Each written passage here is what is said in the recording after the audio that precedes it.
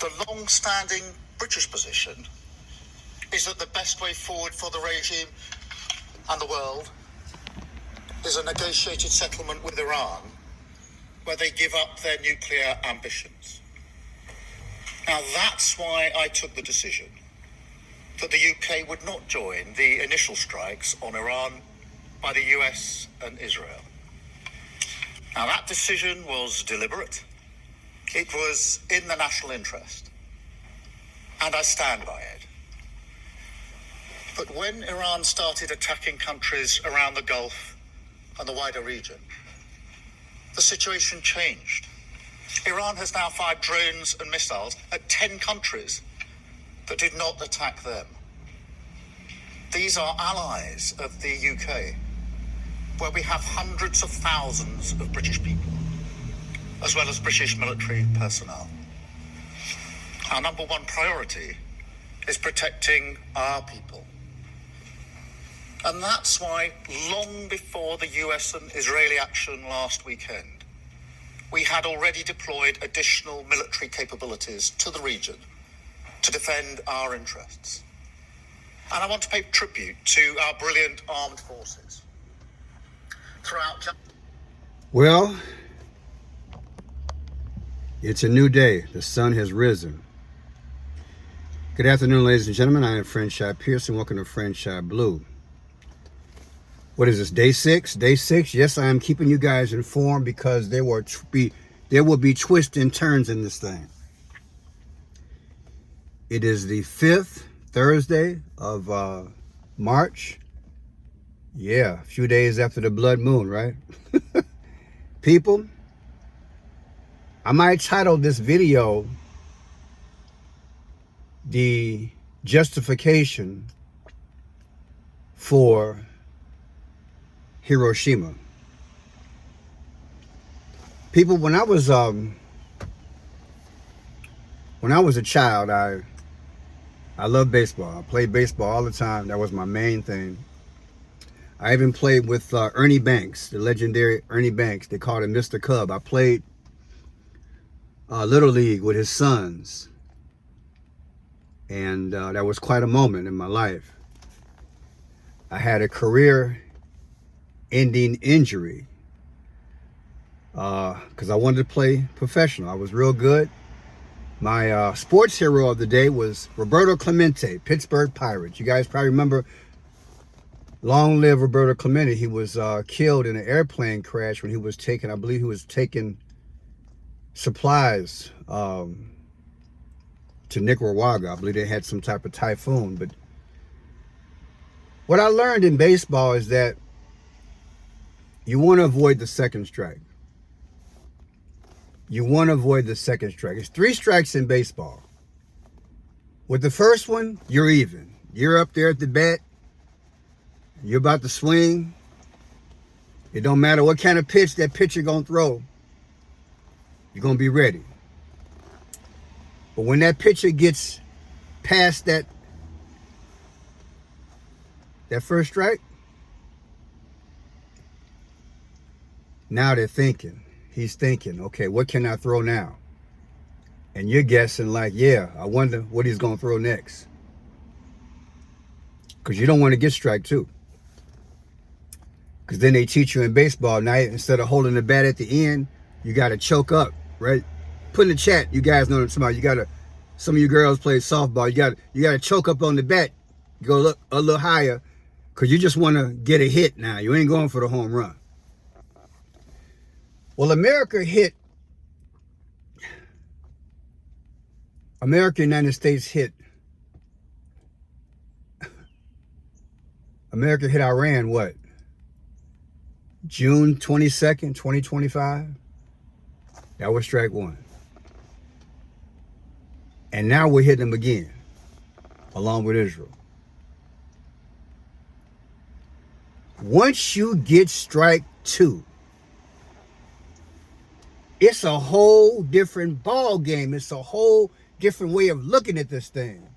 The wolf tickets was going back and forth between Iran and America, and all the allies were looking at everything. And again, we hit them. Operation Midnight Hammer. And then boom, March 28th, like I said, America and Israel hit Iran. Double trouble. Then Iran came back. And they did something that the premier of Britain just said. They hit 10 countries that they deem ain't got nothing to do with this conflict. If Israel and America hit you, why you hit 10 other countries? Again, I might title the video Justification for Hiroshima and maybe Nagasaki. See, let me give you a little history right quick. I dug something up, right? I'm gonna name some of the countries that they've hit. As of March 2026, Iran has targeted French military assets. Iran has targeted military assets in the Middle East in relation to France, including reported drone strikes on the French naval base, causing minor damage. This action follows wider Iranian retaliatory strikes against U.S. and regional allies in Gulf. Well, you might say, well, Pearson, there's no rules in war. If they're allies of America and Britain, then hell, it's fair game. I get it. But I'm trying to show you that they have to have a bigger justification for Hiroshima. I want you to understand how this goes. Because you're looking at world opinion here. You're not just talking about, well, okay, they've been talking about not having these nuclear bombs. They're not listening. The negotiations fell apart. We hit them. Now we and Israel hit them. To drop the big one, you really got to justify this one, baby. You got the United Nations that peeked in when it first started. You got other governments who are looking at this thing side-eye, saying, wait a minute, really? Because you got a monetary aspect, like I said in my last video, and the Gulf of Hormuz, where 20% of the oil comes through, and people want their money to be flowing in, and they don't want it to escalate. Although, keep it real, those who are making the weapons, they blinging right about now. Okay, I'm just put it out there. But back to my premise. It's not going to look good if America flattens Iran unless they get world opinion.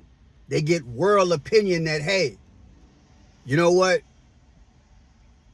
Iran's all over the place. They hit all these places. Let me read you another one. In early March 2026, amid an escalating conflict with the U.S. and Israel, Iran launched widespread retaliatory drone and missile strikes across the Middle East, targeting U.S. and British interests, Saudi Arabia, and other Gulf nations.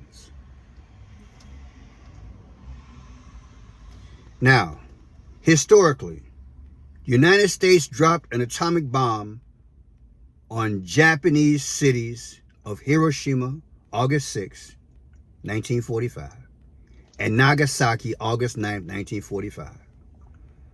These attacks, which killed 150,000 to 246,000 people, primarily civilians, were intended to force a rapid end to World War II. Japan announced its surrender on August 15, 1945. We're gradually getting there. It's the 5 Ds now, people. delay, deny, debate, derail, then destroy. Forget about the 5 C's, babies. That's down the drain. Like I said, I played baseball. You up there, first swing, okay, I got a strike. Now I got strike 2. Yeah.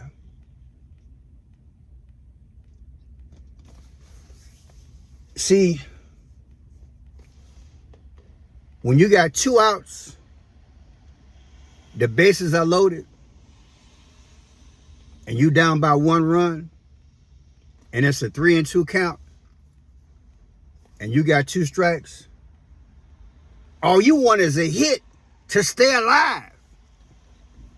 That's all you want. Everybody who's played baseball has been in that situation or has watched that situation, whether it's minor league, pony league, or the major league. You have seen that.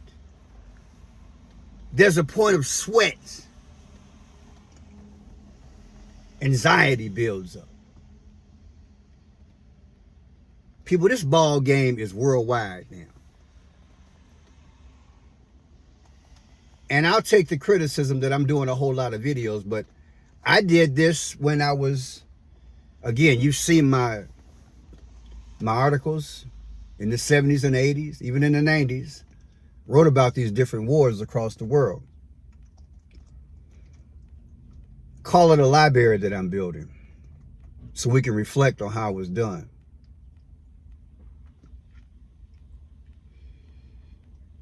That's why I say this thing was planned. It was all strategized.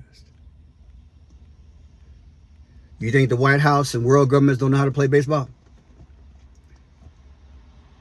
They don't call it America's pastime for nothing. I'm going to say it again. You don't think that Washington, D.C. and the governments of the world don't know how to play baseball. It's called America's pastime.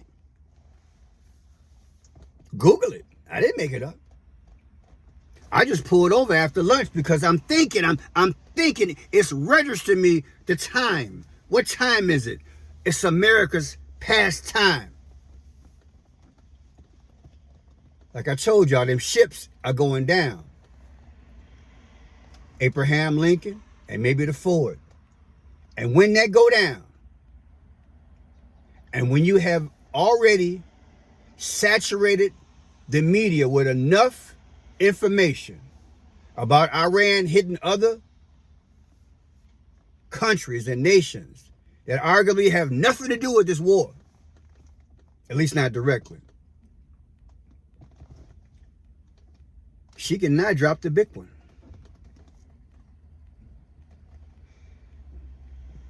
It's the ultimate justification. The 3-2 count is real. America's pastime. America as we know it will be history. We're going to lose some politicians, people. We're going to lose some buildings. We're going to lose some artifacts. We're going to lose some people. And that will be another justification to transform into the one world government. I hope that you're hearing me. I pray you understand it. I know a lot of y'all getting this. I just try every day to put this thing in perspective because, you see, God knew what they were going to do. And I pray that you understand that that's who I work for, to explain this thing to you. You can't get to America's pastime until you choose to play the game. Understand how deep it is. You can't get to America's pastime. You can't get up to bat unless you choose to get in the game. So don't you think that all these powers out here talking about, oh, we was hesitant about getting involved in this war, although we did send troops and gear and helicopters and naval ships to protect our interests. Don't believe that sale. They know it's 2 strikes, baby. Huh? Y'all remember Joe Morgan? Remember Joe Morgan? Joe Morgan from, what was that, Pittsburgh Pirates? He used to get up to bat and do this. Put in the chat, you know what I'm talking about. Joe Morgan used to flap his hands. He used to flap his elbows when he used to bat, right? Come on, right? He's waiting on that ball. America in the game and saw these other countries. Don't you believe what you're hearing from Britain? They just had to smoothly get in this thing. Because you don't spell justification just with Israel and the USA. We talking about a global world order. You got to have participants. Because there will be people all across the planet saying, wait a minute. America got hit real bad, lost a few ships, lost a lot of people. Iran is obliterated. Why can't we just go back the way the hell it used to be? If you have other major countries get involved in this damn thing, they can all justify in the future having the huddle after the last strike and sit down at the table of brotherly love with the Antichrist and introduce to you and me the New World Order. It's wicked, ain't it? It's wicked. I'm holding on to God's unchanging hand. For God so loved the world that he gave his only begotten Son, that whomsoever believe in him shall not perish, but have everlasting life. In order to have life, we need to receive him as Savior. In order to sustain life, once we receive him as our Savior, we follow and we trust in him. That's what it's all about. He died for times like these.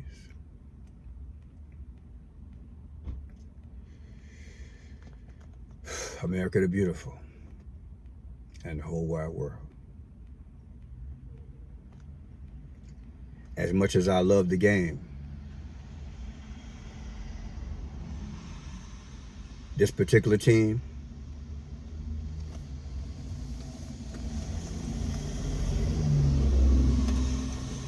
it's unrecognizable.